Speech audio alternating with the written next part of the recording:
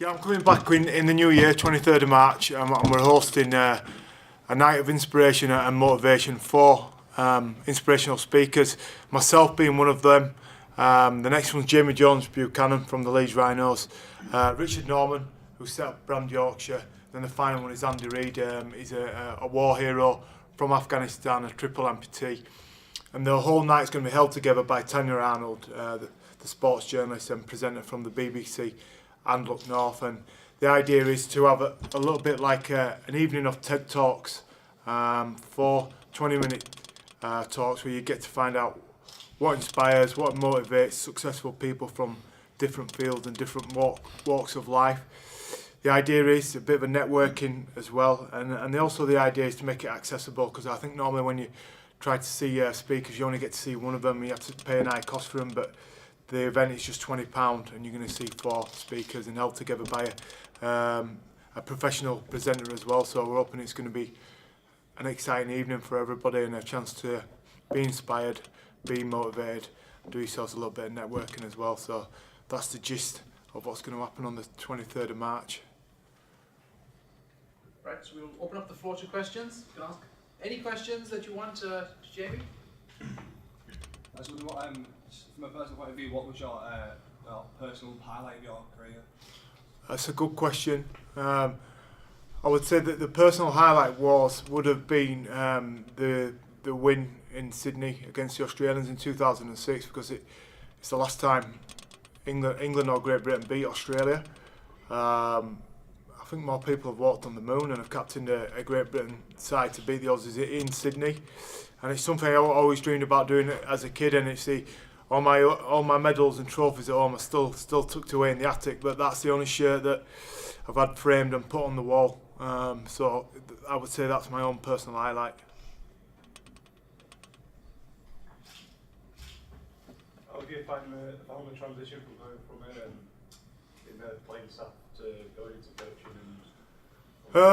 It's different. You know, you get to do some of the things you're unable to do as a player, which is Thursday night's pub quiz night, and you get to do a bit of that. But then also, I think when you're in professional sport, your personality gets used to dealing with highs and lows, terrific highs and scaling lows when you lose a game as well. And I think I kind of miss that kind of a roller coaster ride, and even miss the lows when you wake up on a Saturday morning and think, you know what, that didn't go well, but we'll put it right this week. And I think in sport you have a clear defined edge, particularly when you're playing sport every week. Have you won?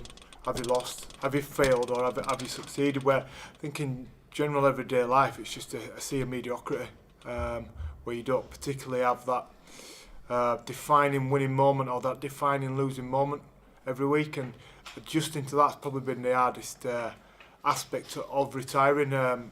Ways around that are going for challenging runs or doing challenging fitness sessions or doing something, getting out in the outdoors. But I'm happily retired, but it is a difficult transition, the one I've gone on in the last year.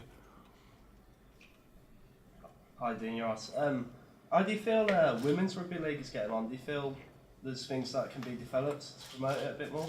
I can only say from what I know of it that there has been an increase in participation, and also when we flew out with England to play France, all the England ladies were on the same plane as us, so they're getting that recognition now. They're treated the same way as the England players. And just from my own experiences in the last 4 or 6 weeks, I've set up some elite rugby camps for 11 to 16 year olds, and the amount of because it's an initial business, I was only aiming at boys, but the amount of people I've had asked on Facebook, is it going to be for girls, has made me decide to review that. And one of the camps is going to have a girls' class on that. So I think it's a sport that's on the up, and it's one that's getting more recognition. It's still some way to go before you get to the likes of perhaps football and cricket, but it's definitely getting more recognition for itself. What do you make of the current situations at Bradford Bulls? I think as an ex-player, it's disappointing to see a club that has won 3 World Club Challenges going to administration 3 times. There is a club waiting to come out of there, and so if someone wants to run it properly and get it, there's a support base there. There's there's a commercial activity there to properly run a club. It's just been badly run for a while, but I think when you have promotion and relegation, then you'll always have clubs going bust because people will always want to strive for something that perhaps can't have. Everybody does that in every walk of life anyway. And it'd be foolish to think that people won't try and do that within the sporting world. But I'd really like them to see them come back and for someone to put some money behind them because they're a Super League club and they don't deserve to be in the Championship at the moment. Do you think there is more that the RFL should do or could do to help them out? I don't think they can do much more at the moment. I think it's about getting an owner who knows what he's doing and an owner who's prepared to back him. I just want to talk about Kiss the Brothers, and as a Brothers fan, I want to know what's the plan of action, how we contribute to that. We've just been pulling our squad together, given the budget we're going to have to work under. And we've managed to do that. We're very happy with the squad we're going at. We're happy with our 1, 6, 7 and 9 within the squad. There's room now for us to bring 3 or 4 more players in perhaps, if the membership sales keep going through, and I think as a club it's a fresh start, a new beginning. I think the people by their own hand would say that the club hasn't been run to the best of standards over the last 6, 7, 8 years in the Super League, and it's a fresh start for everyone, and one we're looking forward to, and one we're going to bounce back up in this first year. And you've given Matthew Marsh some first team games, like you're hoping to use more academy players next season? I think if you analyse any Super League grand final winning side, then the core of that squad is made up of young players who've come through the system. So we're going to use that blueprint. I'm a big believer in playing younger players, and Tim Sheens is, and we'll get the chance to do that more so in the Championship than in Super League, which will mean they get experience playing against men instead of playing against the under-19s, which means we'll be good for it when we come back up into Super League. What do you think England have to do to beat the Aussies in the national stage? Score more points than them. No, look, I think they've got the right man in charge in Wayne Bennett, and it's just about them getting used to the way that he plays. And just, I think if you watched England played Australia, and if you asked every player, did you play at 9 out of 10? Then how many players do you think in the last game could have answered that question? I reckon it would have been maybe 2 or 3 out of the 17. If we want to beat the Australians, then every player needs to get the 9 out of 10 performance, which they're capable of doing it. And I think Wayne Bennett's the man to extract that kind of performance across the team, where everybody gets that 8 or 9 out of 10 performance. They're definitely beatable, but it's a team effort, and you can't have 2 or 3, pulling out their A game and 14 not. You need to have 14 pulling out their A game and 2 or 3 just behind them. The only times, whenever I played in a side that beat the Australians, that was the case. Every player in the side played well, and I don't think that was the case when they played at the Olympic Stadium. What do you make of the Dennis Oliver situation? And was rugby union ever an option for you? I got asked about rugby union in 2003 and 4, but I was always quite happy within the rugby league game, so I just stayed within that. I think at the back end of my career I would have liked to made a move over, but time caught up on me, and I was enjoying my time at the Rhinos. I think you're always going to have rugby union sides want to come in and pick the best outside back talent from rugby league. It's consistently happened over the last few years, and this is just another case of that happening. I'd like to see him stay in rugby league, but he says he's retired from rugby league, so it'll be interesting to see what happens. But yeah, that's what my thoughts on it. Is Scotland impressed at the Four Nations? Do you think the game is now starting to get a global prominence now? I think I probably have to answer that after the World Cup. I think it's some good performances from Scotland, but I don't really think there's the grassroots and the infrastructure underneath that at the moment. I think they just perform well at the elite level. I think performing well at that level can only do the game good and raise the exposure of it in those countries, and that's why I'm looking forward to this World Cup in 2017 to see some countries that you won't think are going to be successful and get some good performances behind them. Obviously, John Keir's involved with Wales now. Do you think he could take Wales forward in the World Cup? Yeah, he's certainly got the experience. He was my first international coach in 2000, and he's been around the game a long time. He's an enthusiastic, kind of motivating kind of guy, so I'm sure he'll be good for Wales. You feel Sam Burgess was treated unfairly during the World Cup of last year with the Union and then switching back to League? Do you think what? Do you feel the media criticised him unfairly? I think everyone agreed that the media criticised him unfairly. I think even the media came full circle to realise they had done that as well. Yeah. I think he was used as a scapegoat within that campaign. So yeah. How did you manage your relationship with journalists during your career? What? In what respect? No, it's a good question. But what respect? What? I don't know. What kind of relationship did you have with writers and journalists? Do you know what? I always had a pretty good relationship with most rugby league journalists, because most rugby league journalists want to promote the game. I'd only have an issue if someone put something in that I didn't actually say, or twisted my words, and that's happened a couple of times. And whenever that did, I'd front the journalist up and ask him why he's reported that way when it's not been the truth. There's been 2 times that's happened where the journalist has had to ring up and apologise because he's printed something that's not been the case. But generally I had a good relationship with the journalists. I mean, ex-players being journalists, that's a different story. But the guys who are actually journalists themselves, I think within rugby league we're quite lucky that they want to promote the sport, not devalue it, so it can be an easier ride as a professional player rather than in other sports, perhaps such as football. Have you met many female journalists during your career? Yeah, there's a few. There's a few in and around there, in and around the game. There's Julia Stott, she was at the Sun and works for the Star, and there's a girl who works for League Express as well. So there's a couple in there, not as many as you'd think, but there's some in there. Yeah. This event that you're putting on, what's your motivation for doing it? I think it's because I want to give people access to good speakers. I've always been motivated. You always find, if you've ever been to see someone who's a motivational speaker, then you come away and think, you know what, that's brilliant. And I think the chance to see 4 people in one night, and by distilling it down to 20 minutes for each of them, you're making sure you get the best bits out of them. And I think I want people to walk away from that evening and go, wow, do you know what, I got something out of that evening. It's going to make a difference to me for the next 3 or 4 months. What made you stay at Rovers after you wanted to resign? Well, he won't take my resignation. That's what made you take. So that, look, I always think the book stops somewhere, so that's why I offered my resignation. He turned it down and just continued on with the club since there. Are you proud of that decision? Would you are you happy with the decision to stay at Rovers? Oh yeah, I want to help the club come back up. I didn't go through all I went through last year. And the personal sacrifice I did to not be part of our journey back up to where we need to be.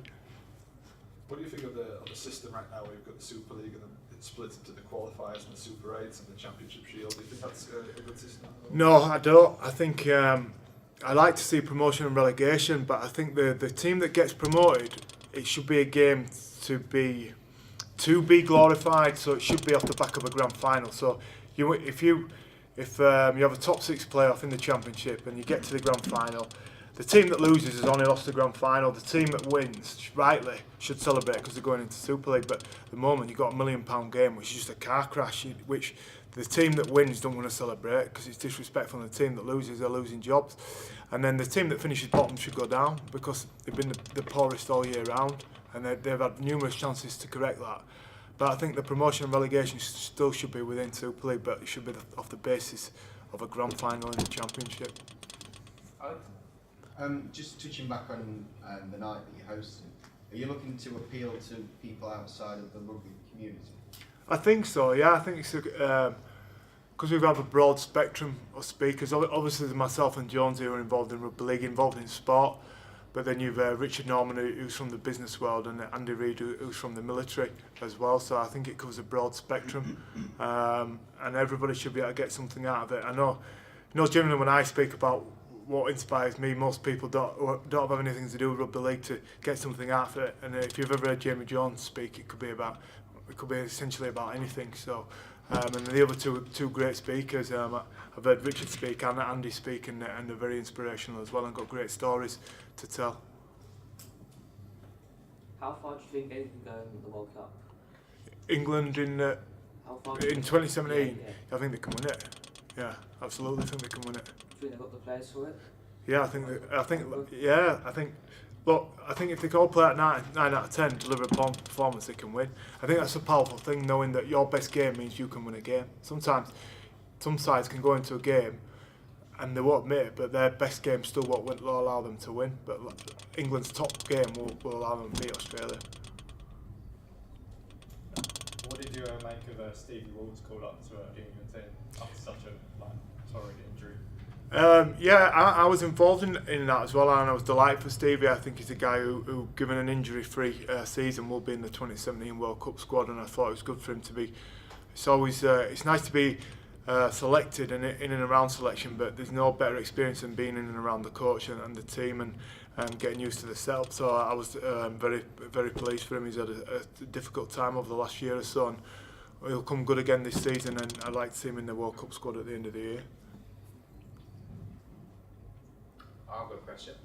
When you're an elite athlete, lots of other people plan what your day is going to be like, training, food, and everything else. But when you become a sort of a normal bloke and doing the school run and everything else, how do you kind of switch? And is it much? Psychologically, it must be quite. Yeah, I know what you're saying. I think some players find it very difficult because they've got their life mapped out for them by someone else. But I don't really like being told what to do, so I found it was a good relief really to run my own schedule and do my own thing about how I wanted to do things. So I was cool with it. Yeah, it's good to do my own thing, be able to call my diary when I want to do things. One of the things about playing was I found it frustrating. That kind of thing was the opposite. You don't miss the workouts, or are you still? No, I'm still training. I still train quite hard. Yeah, I enjoy training. I enjoy pushing myself as hard as I can. That'll never go away from me. That, and I think, I don't feel myself if I don't train. So I feel really sluggish. So I think I've been institutionalised by 20 years of doing it. So I've got to train. I have to train. Yeah. Okay. Any other questions? Yeah, Joe, go for it. Yeah. What? Have you and Willie Mason spoke since you were?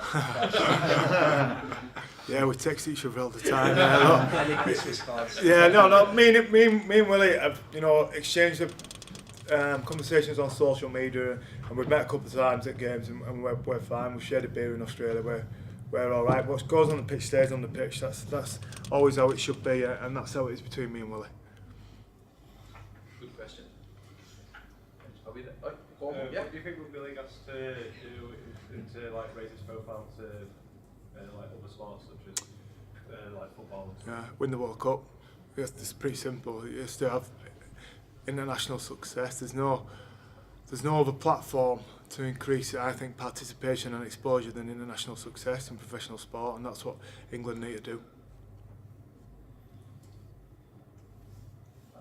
Yeah. After a difficult season for the Rhinos last year, how do you feel that they need to improve this time round? I think the Rhinos last year had the perfect storm not to be successful. I think any one of these factors I'm going to talk about on their own, they still would have been successful, but to have all four happen at once. So losing, like to me, Kev, Kylie, then losing the training base, then suffering a glut of injuries as well, so the three of them. I think any one of those three on their own, you'd struggle a bit, but you'd get through. But then to have all three happen at the same time meant they were unable to be successful. And also finally winning the treble the season before, because that can dull the intensity and the appetite of people to be successful the next year. So there's four factors there. Now I think a couple of them on their own, they're still lamping season, but to have all four, that's like the perfect storm, the perfect recipe not to be successful. So I think next year they'll give themselves a far greater chance of being successful, because they won't have the mitigating factors. Right. Okay. Well, thank you all very much for your questions. And Thank you. very Yeah, much, great Jamie. questions. We really appreciate it, and we look forward to your event next year. Awesome. Thank you very much. Cheers. Thank you.